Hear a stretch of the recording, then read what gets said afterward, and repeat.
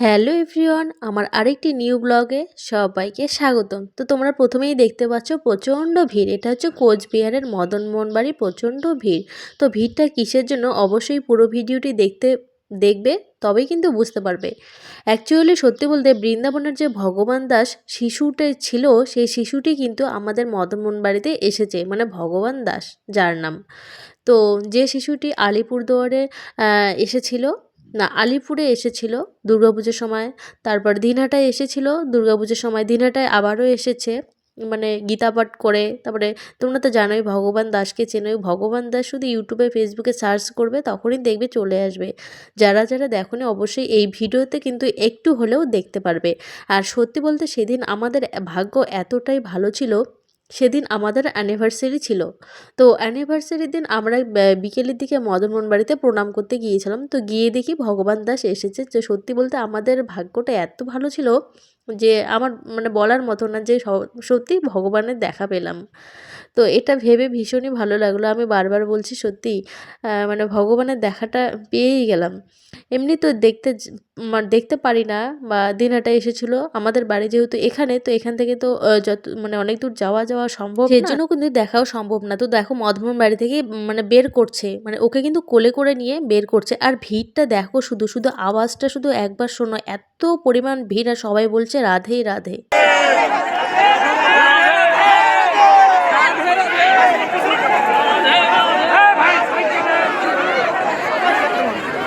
দেখছি তুই দেখছিস? দেখছি আমি। এই যে আমাদের সামন দিয়ে নিয়ে গেল, যা ভিড় ছিল, আর সবাই বলছিল রাধে রাধে। তোমরা সবাই বলো একবার হলেও রাধে রাধে। মানে সত্যি ভগবানকে মানে দেখতে পেয়ে যা মানে ভালো। আর একজন তো অসুস্থ হয়েই পড়েছে, মানে পায়ে পা লেগেছে, চোট পেয়েছে মানে ভীষণভাবে। তো আর ভিড়টা দেখো শুধু, এই টাইমেও এত ভিড়। আর সেদিন কি ছিল 26শে জানুয়ারি। তো 26শে জানুয়ারি উপলক্ষে কিন্তু সবাই ঘুরতে বেড়ায়। আর হচ্ছে সবার অ্যানিভার্সারিও থাকে, সেজন্য সবাই হয়তো এসেছিলো প্রণাম করতে। আর গিয়ে মানে ভগবানের দেখা মানে এত ভালো লেগেছে কি বলবো। তারপরে দেখো ওরা ওরা বের হয়ে যাওয়ার পর মদনমোহন বাড়িটা পুরো ফাঁকা হয়ে গেছে। অনেক রিপোর্টার এসেছিলো, রিপোর্টারই পুরো ঘিরে ধরেছে।